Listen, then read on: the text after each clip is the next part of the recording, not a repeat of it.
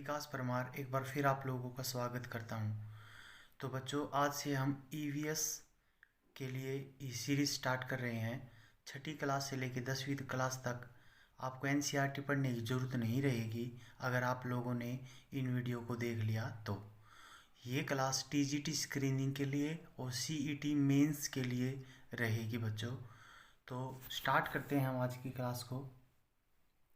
पहला क्वेश्चन आप लोगों के सामने है, मधुमक्खियाँ फूलों से क्या एकत्रित करती है। तो मधुमक्खियाँ जो होती है वो फूलों से मकरंद को इकट्ठा करती है, मकरंद। दूसरा क्वेश्चन है, जो जीव शाकाहारी व मांसाहारी दोनों पदार्थ खाते हैं उन्हें हम क्या कहते हैं। उन्हें हम सर्वाहारी कहते हैं, ओमनीवेरस कहते हैं। उसके बाद तीसरा क्वेश्चन ये है कि कुंदरू की सब्जी कौन से राज्य में प्रचलित है। तो कुंदरू की सब्जी मध्य आंध्र प्रदेश में प्रचलित है। क्वेश्चन नंबर 4, हमारे भोजन में कार्बोहाइड्रेट किस रूप में होता है। तो कार्बोहाइड्रेट जो होता है वो हमारे भोजन में मंड के रूप में होता है, स्टार्च के रूप में होता है। आपको मैं बता देता हूँ, कार्बोहाइड्रेट 3 प्रकार का होता है, मोनोसैकेराइड, डाइसैकेराइड, पॉलीसैकेराइड।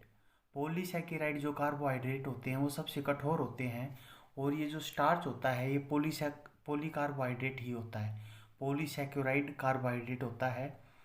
उसके अलावा सेलुलोज भी पॉलीसैकेराइड होता है और काइटिन भी पॉलीसैकेराइड होता है। सेलुलोज जो होता है वो हमें कपास से मिलता है, और सेलुलोज प्रकृति का सबसे कठोर कार्बनिक पदार्थ होता है। उसके बाद दूसरा क्वेश्चन आप लोगों के सामने है, क्वेश्चन नंबर 5, हमारे शरीर को दैनिक ऊर्जा, जो दैनिक कार्यों की ऊर्जा है वो किस पोषक तत्व से मिलती है। तो उसका आंसर होता है कार्बोहाइड्रेट। अगर मैं आप लोगों से कहता हूँ हमारे शरीर में लंबे समय के लिए एनर्जी किससे मिलती है, वो फैट से मिलती है, वसा से मिलती है। और जो हमारे शरीर के निर्माणकर्ता होते हैं वो प्रोटीन होते हैं, और जो दैनिक कार्यों के लिए हमें एनर्जी की रिक्वायरमेंट होती है वो हमें कार्बोहाइड्रेट से प्राप्त होती है। अगर आप लोग 1 ग्राम कार्बोहाइड्रेट खाते हो तो आपको 4.3 कैलोरी ऊर्जा मिलती है, और अगर आप 1 ग्राम वसा खाते हो तो आपको 9.3 कैलोरी ऊर्जा मिलती है, और अगर आप 1 ग्राम प्रोटीन खाते हो तो आपको 4.1 कैलोरी ऊर्जा मिलती है। उसके बाद नेक्स्ट क्वेश्चन के ऊपर आते बच्चों हम, हमारे शरीर की संचित ऊर्जा किस रूप में होती है। तो संचित ऊर्जा हमारे शरीर में फैट के रूप में जमा होती है। जब हम वर्क नहीं करते, किसी प्रकार का काम नहीं करते, तो यही वसा हमारे शरीर के ऊपर जम जाती है और हमारे शरीर में हार्ट अटैक का कारण बन सकती है। इसलिए अगर हम जितनी ज़्यादा मेहनत करेंगे उतनी ज़्यादा फैट हमारे शरीर से उतरती जाएगी। उसके बाद अगला क्वेश्चन आप लोगों के सामने है, शरीर की वृद्धि करने वाले पोषक तत्व किसे कहते हैं। तो मैंने आपको बताया था प्रोटीन होते हैं, शरीर की वृद्धि के लिए रिस्पॉन्सिबल होते हैं प्रोटीन, ठीक है। और प्रोटीन की सबसे छोटी यूनिट पूछ ली जाए तो अमीनो एसिड होती है। 20 अमीनो अम्ल मिलकर एक प्रोटीन का अणु बनाते हैं।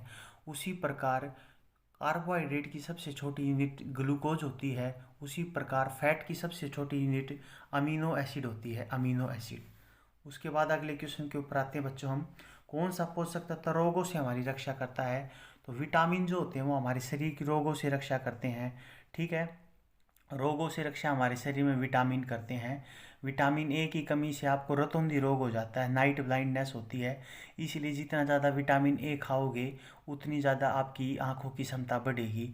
उसी प्रकार अगर मैं आप लोगों से कहता हूँ विटामिन सी, जिसको कार्बोलिक अम्ल कहते हैं, विटामिन सी की कमी से आपको सकरवी रोग हो जाता है। विटामिन डी की कमी से आपको रिकेटस और ओस्टोमलेशिया रोग हो जाता है। विटामिन सी सबसे ज़्यादा आंवले में पाया जाता है, खट्टे फलों में पाया जाता है। और जो धूप होती है वो हमें विटामिन डी प्रोवाइड करती है। विटामिन डी हमारे शरीर में ऑलरेडी प्रेजेंट होता है।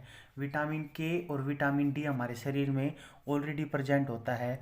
विटामिन डी हमें सूर्य की किरणों से नहीं मिलता, बल्कि ये हमारे शरीर में इनएक्टिव रूप में होता है, और जैसे ही सूर्य की किरणें इसके ऊपर गिरती है तो ये एक्टिव रूप में हो जाता है।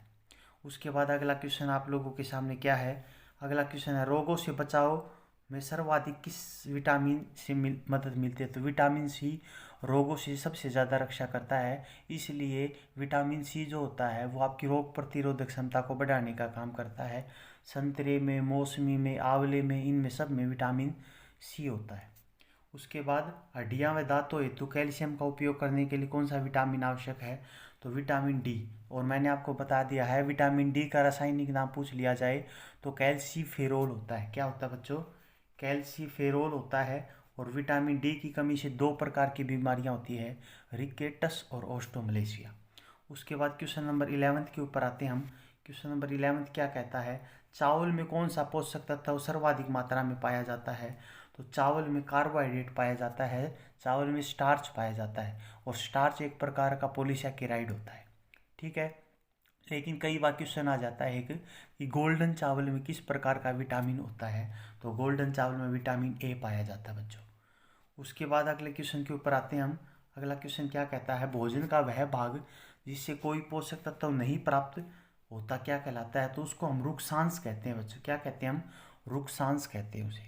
उसके बाद नेक्स्ट क्वेश्चन है, भोजन को पकाने से सर्वाधिक कौन सा विटामिन नष्ट हो जाता है, तो अगर भोजन को बार बार पकाया जाए तो उससे विटामिन सी खत्म हो जाता है बच्चों। और विटामिन सी के कारण आपको कौन सी बीमारी हो जाती है, सकरवी, अगर कमी हो जाए तो।